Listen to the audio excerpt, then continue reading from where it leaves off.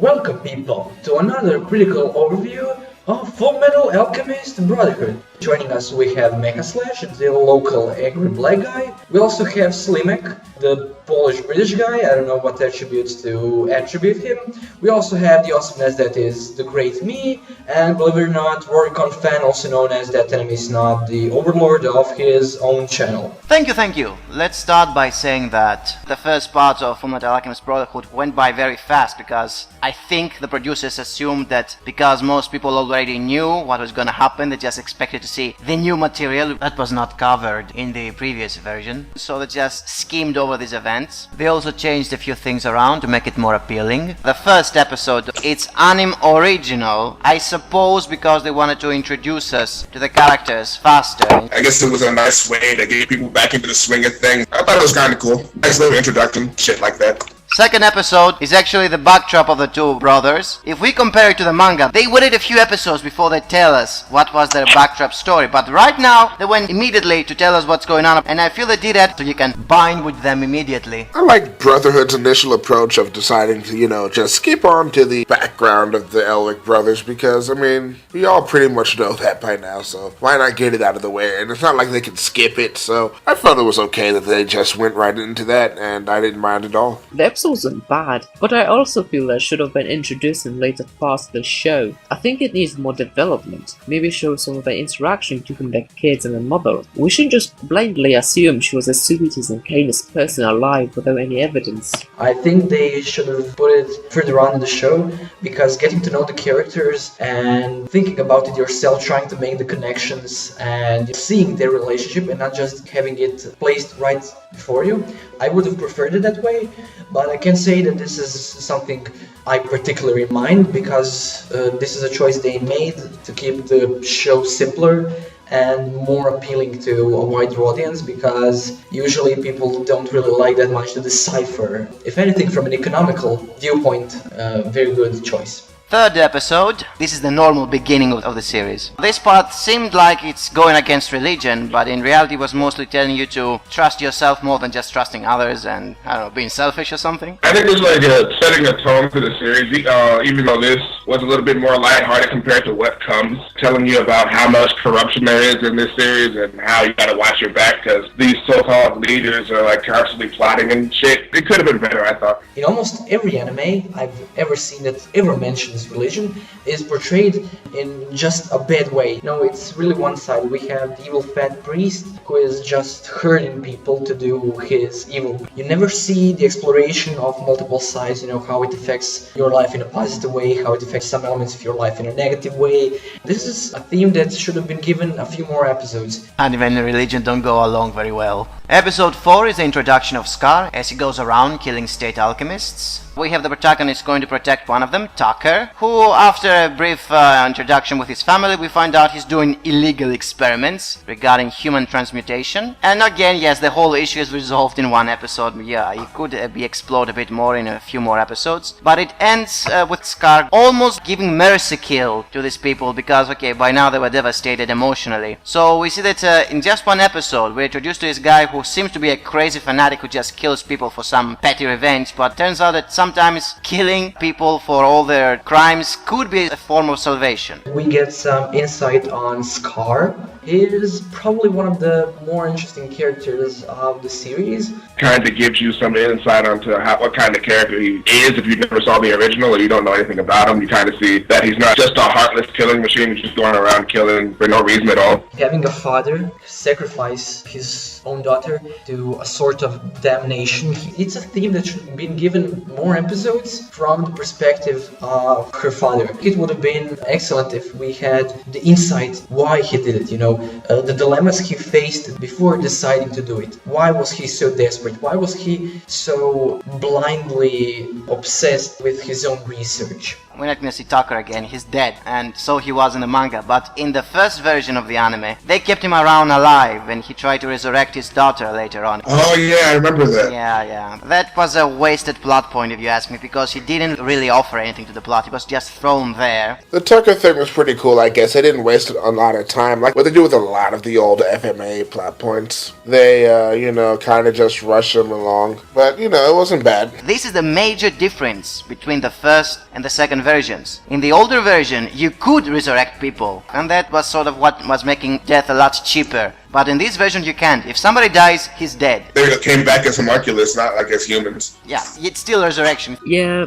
but they had completely different personalities and no recollection of their past lives. This one I seen, their only instinct was to kill and harm people. I'm not sure. I mean, they remembered some flashbacks from the previous life, and they were not exactly there to kill people. They were more like ordered to kill people. So I'm not gonna say they were evil because they were homunculi. They were just ordered to be like that. Episode 5 is Scar, and he destroys their arms, so they have to go back for rebuilding. Episode 6 is where they go back to their hometown, where we just reintroduced to Winry. She's now a bit older. That's pretty much it. Here we get some more insight into Edward and Alphonse, the relationship they share. So we move to episode 7. Basically, they're trying to find clues of what is going on, and they find this clerk with the amazing memory skill. That's a superpower all of a sudden. If you remember the previous version, anime original only, Winry is also going to the capital, where she is attacked by Barry the Chopper. It was anime. Yeah, it happened. Later on, we see him in the anime as well, and he's a completely different person. Episode 8, they find this prison where they keep on making human experimentations inside. And they're also fighting the two reanimated armors over there. And we have this very nice chat between Barry the Chopper, which is now an armor, and Alphonse. Are you really a human if you have ended up being just an armor that can move? What kind of a life is this? And this was something that was very catchy because you had no idea up to then what exactly it means to be alive or dead. From Alphonse's point of view, that's kind of scary as fuck. It's like, ah, damn, I'm just a walking piece of armor. What if I really never existed? And, you know, everybody could be playing along with it. So I definitely thought that was a nice touch for this episode. This is probably the first episode that was truly gripping. Alphonse's questioning was real, not just a byproduct of my brother's experience of this mysterious art of alchemy that seems to have no limit. It's something that not many animators to bring to question. This scene was actually even developed. It wasn't even the show I completely ignored, just thrown at the viewer and left untouched. I didn't like Barry the Chopper. He was a dull character. As Micah said, he was much better in the first series where he had a past. In here, he's just a random character just thrown there to fill screen time and doesn't bring much relevance to the plot apart from joining the team and getting his ass killed. He's okay, but you know, nothing really special. Wasn't really much of a priority episode for me, but it was okay. You know, just more of the build-up for Brotherhood. This was the best episode so far. They introduced the theme and actually explored it to a satisfying degree. This episode also gave us a bit more foreshadowing on the way the country they live in functions, the way government is corrupt, the way they experiment on humans to gain more weaponry. Now guys, I think I didn't like Barry that much, but I agree that his introduction in the first version was better. But he wasn't kept just to be killed by Scar when he attacks a refugee camp and that's it. But over here, he actually became part of the team for a while and tried to help them in trying to find what's going on. So he had a better role later on. Not his introduction, which was worse, but later on he did far more things. I didn't really like how the team just kind of got over the fact that Barry is a maniac who, prior to joining them, was more or less going around and killing people. I mean, he's an unstable maniac, and they never really questioned that part about him. Although I didn't like that part, he was still really entertaining to watch. He was pretty awesome because, you know, he had that crazy face of his, and he had a big cleaver, and was screaming around and sprouting nonsense. But when I think back on it, I don't think he should have been on the team. Oh come on, the characters can resolve any problem they face with the power of friendship. This is shown after all. They were also like not exactly in a position to be nitpicky about who wanted to join their side for them, and they were taking on the state, so. They did excuse it, but they had to question the fact who he is and what he was doing eventually, and they didn't. The only reason they brought him back as an armor was to protect that prison, but when the prison was destroyed, he had no purpose anymore, and instead of just killing him or letting him go killing people, they said, well, come to us and try to find out what's the truth behind all that stuff. And it was also a way to redeem himself for all the bad things he did so far. I know it's weak, but it was better than nothing. This was again a thing they added in the previous version. They are introducing now a new character, this woman, Alchemist, who's trying to help them, and she's actually the main villain of the first version. Episode 10. We have Hughes going around making his own questions, and he's found by a homunculi and killed. So basically, let's talk about one of the most dramatic deaths in anime history, which of course wasn't depicted as well as it was in the previous version because it was too fast. Okay. I didn't think it was, anything special though. His death was highly overblown by the fans. He was a character who didn't have much exposition. Almost all of his screen time was devoted for comedy purposes. That got boring after the first episode they were seen. His death was apathetic. I don't see how anybody could even be slightly moved by it. Hughes was a one-note character. The only thing he was doing was basically going around and saying, "Yo, my daughter is so cute, look at her." And that's basically it. He didn't get any proper exposition, and we couldn't really connect to his character. It didn't hit me, so his death had no impact. In this episode, Al and Edward also make up for the argument with a fist fight and some screaming. The previous episode, and the wonderful execution it had, was rendered meaningless, as the questions that were aroused in Al's head didn't have a satisfactory answer. In fact, no answer at all unless you count "I'm your bro, I love you." I completely hated this episode, probably the worst in the entire series. Episode 12. The brothers go and find their previous teacher, Izumi. And then reminiscent the time when they were trained by her in that harsh island they had to survive on their own. This was again an interesting episode where they actually need to, if you remember, kill the rabbit. That was so hilarious. I mean, we have to kill somebody to survive because that's how people survive. Yeah, I thought this episode was alright. We got to finally see more of the brothers' background. Them getting trained by being thrown onto an island, not wanting to kill to eat, but eventually crossing that line so they could become men, basically. I thought this was a good episode. Not much to say on it, though. I found this scene a bit funny because, usually kids can be extremely cruel to animals, especially if they haven't eaten in some time. Because, it's fun tearing limbs from bugs, one by one and stuff like that, and then letting them go with one leg and one wing, or at least that's what I did when I was 5. And in the end we had that, shall I call it Buddhist perception, I am the world and the world is me, and this is how you unlock your powers or something. We also revealed Izumi's backdrop where she had a baby and she tried to transmutate it to bring it back, but it failed and all that stuff, which was again a difference from the first version because her baby survived in the first version and became a homunculi, but over here it's dead, it's not coming back because death is permanent. Episode 13, a new homunculus appears named Greed, and he battles Elric, basically trying to bring him to the dark side where he disagrees. The ending of the battle is again an anime original. In the previous version, you could defeat a homunculus only when you show the remains of his previous body, like you show a skull or a bone and it immediately gets immobilized and then you can kill it. But over here, no, there's no that such shit. You can keep on damaging it until it runs out of energy and then it's dead. So although in the first version brought the remains of Greed and just killed him off on the spot, over here he damaged him enough until he lost its powers and it was taken back to the leader of the homunculi, who in this version, it's following the manga, is Father, who looks exactly like their father. Although in the first version Greed was killed on the spot, over here he's just reabsorbed by Father, only to return later on in a new body. Episode 15, the introduction of Ling Yao, the Chinese prince.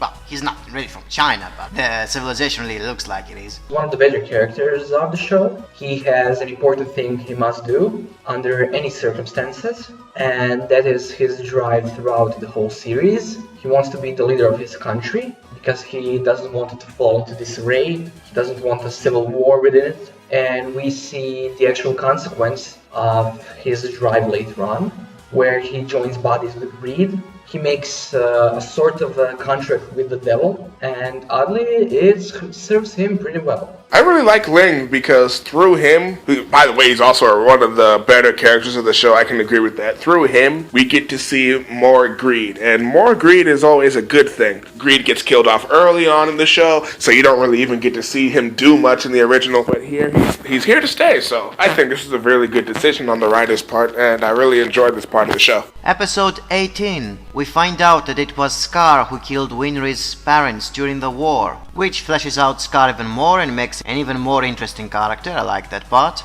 They show there is no good and evil when you go after revenge. People die and nobody's right. They actually switched roles a bit there when, Scar being the bad guy earlier and Mustang was portrayed to be this really good guy. Then in this episode, they just flipped the entire script and now it looks like Roy's the bad guy and makes you feel a bit bad for Scar, honestly, because you finally see all this stuff that happens to him. And you realize, he's not really a terrible person when you see the shit he's gone through. It's amazing he's still sane, really.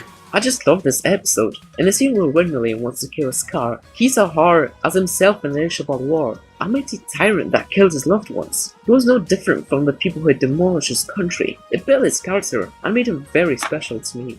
Episode 19, they battle Lust. And this again something they changed. In the first version, Lust was actually Scar's wife resurrected. While over here she was just some random power of lust which just came into being. They burn her until her energy runs out and she dies on the spot, whereas in the first version she wants to become human again and helps them at some point, so Lust in the first version was far more important as a character. Exactly because homunculi there were created from resurrected people, but over here they're just aspects of some negative emotion, the 7 sins and all that stuff. One of my favorite episodes of this series because that's when shit gets real. In the sense that we see our Roy Mustang go all out and we just see that this guy is a complete badass with the way he uses his flames. And I know people will probably say that, well, it's a shame we didn't get to see Lust do more. He was way more fleshed out in the original. Well, this isn't the original, and to be honest, she's an expendable character. So why not get rid of her to see Roy Mustang do some badass shit? The homunculi can be defeated if you put enough effort and enough faith, without major thought put in the process. It's something completely overused in every show and title. It's like a curse.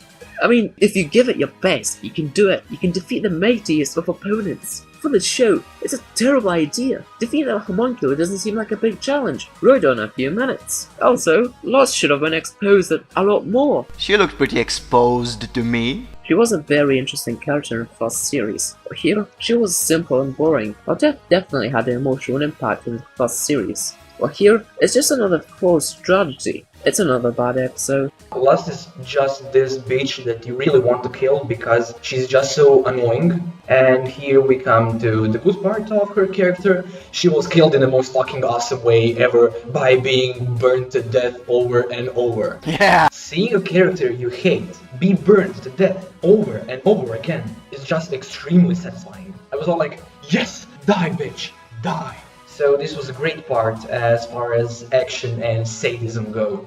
But as far as the actual character development goes, it wasn't that good. Episode 30, we get more backdrop story on Mustang, and it's revealed that he was there during the war exterminating thousands of Scar's tribes. So again, this shows the futility of war and how revenge is an endless circle of death. It showed Scar was not a bad character. He has a goal and motivation that the viewer can understand and appreciate, and maybe even relate to. He doesn't feel like a guy who's just thrown there into the story to pose the protagonist without an understandable cause. He's avenging a tragic event that stained the pages of history, and it's something that's very recent, and to some extent even going on, as the issue of people are still being discriminated against. Episode 32, we meet Olivier, and that's exactly what I like on this show. The girls are dynamic and they have a purpose in the story. They're not just there to shake their boobs and be fan service and bullshit. They actually participate and have a major impact on the plot, rather than have a delicious anthem of a protagonist name in a kawaii voice.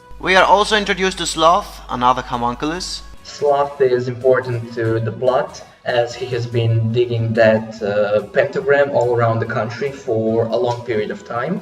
But as far as his own character goes, he wasn't much. He was just lazy, but you can tell that by his name. He was a sort of the villain of the week. In the older version, Sloth was actually the two heroes' mother who came back to life, so yes, again, she was more important there than Sloth in this version. Episode 40, we have Hohenheim's backdrop, basically how Xerxes was destroyed and how Hohenheim became immortal. It's nice to see how it happened, but I find the episode to be really monotonous. In this episode we get some backdrop and we learn why Father is so powerful. We also learn who he is, and we also learn why Hohenheim is immortal. We learn that Hohenheim has had a pretty good reason for abandoning his wife and kids. Why was he forced to do it, even though he clearly still loves his wife and obviously his sons? This was more or less the perfect timing to place this episode. I loved how, Hohenheim had like humble beginnings, the typical hero's journey, except he ends up being the reason why his entire kingdom is destroyed. And, it was pretty entertaining. Got to see another side of the series. In the previous version, Hohenheim's backdrop story was completely different. We had this, let's call it Middle Ages of our timeline, where he and Malver, the villain of the previous version, they did these transmutations to become immortal, and everything made a weird reference to Christianity just for the heck of it. I mean, what is going on here? Whatever. They never exactly elaborated on that. Final few episodes. Compared to the previous version, things over there were a lot more low-toned, not many things happening in the end of the earlier version. Over here it's like the apocalypse is about to happen. The military in this anime aren't a bunch of morons like in every single anime I've ever seen, except in 8 Mobile Suit Gundam. We also have a part where Mustang chooses not to burn Envy to death, because he was convinced by the power of friendship that killing mass murderers who are possibly gonna come back and stab you in the back is the wrong choice. I say he should have burned it down to death. If he killed the previous leader, he wanted to take leadership of the nation himself, and pretty much everybody was telling him, if you're consumed by hatred, by killing anyone who stands in your way, you're not really gonna be a better leader than the previous one. So it had its reasons for not killing Envy at that point. And I know, but I was just angry that he didn't kill Envy, because I wanted to see it die in a really painful and slow way. As cheesy as this is gonna sound, I guess it was a good idea for Mustang not to kill Envy. It's so easy to go, into the whole cycle of hatred thing. And I was fine with that. I mean, you don't want him to be as bad as the Fuhrer, right? I mean, they excused it made sense, and it was good, but I still think he should have burned it to death. In this version, the Gate of Truth is pretty much infinite knowledge. In the previous version, that gate was just taking you to this alternative Earth, which is our timeline during World War II. In my opinion, way better than the last series where they just kind of just shoved the gate being a portal to London in out of nowhere, and it didn't really have anything to do with anything, I thought. This show stayed focused, and I really appreciate that. I actually prefer the original series gate. The 2 paralleling universes was a very interesting concept that required further development, though it's still good. The concept in Brotherhood sounds a lot better because the Door of Truth is the actual Door of Truth. It's not just a random portal to another dimension.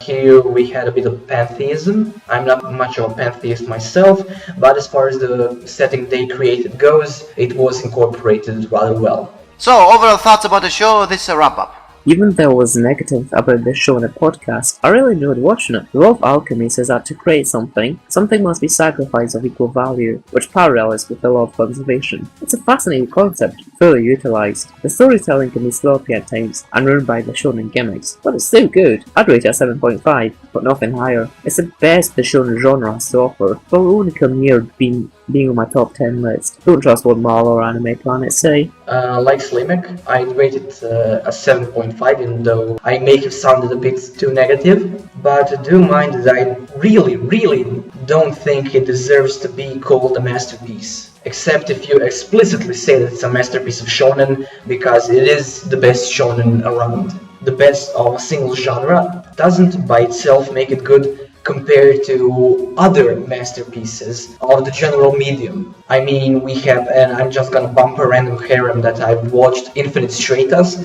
We're gonna say that it's the best harem ever for the sake of the argument. Just because it's the best of the genre doesn't make it better than it really is as a work by itself. In comparison to Ghost in the Shell, High Banner Remne, Welcome to the NHK, Monster. No, it's not even that close. Because anime like that have a lot more content. I enjoyed it, but I just don't see how it can be considered better or even close to Evangelion. It's just drastically missing the exploration of themes they could have incorporated within the work. Because every time they have a theme, they don't delve past beyond the surface. They just kind of make the theme seem okay. Themes aren't bad or aren't really developed badly.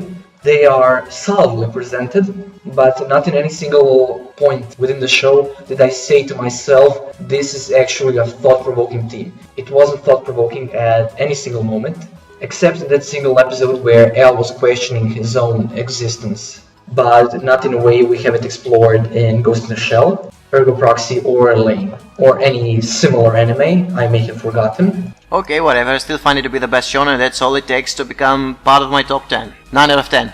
The end. Like I've said, we've already established that it's the best shonen out there, but as far as being a masterpiece in correlation to other best works, it's not that good, because as far as fatness and waifuism in Infinite Straightness goes, it's awesome.